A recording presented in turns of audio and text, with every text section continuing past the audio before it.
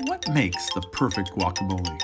At Cabo Seafood and Grill Cantina in Oxnard, California, they have the simplest and most effective recipe. Like their other dishes, fresh is essential.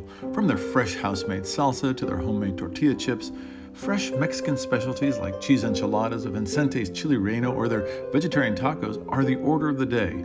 Cabo's tortillas are also made fresh while you wait and served piping hot.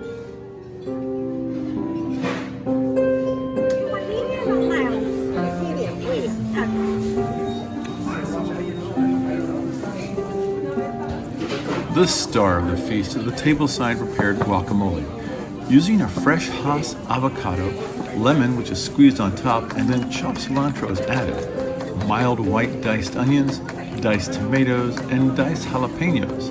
The mixture is carefully blended by fork, leaving some texture to the guacamole.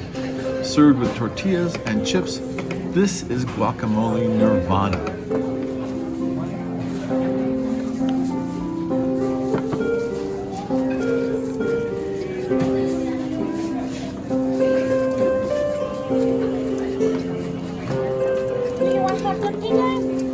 Please.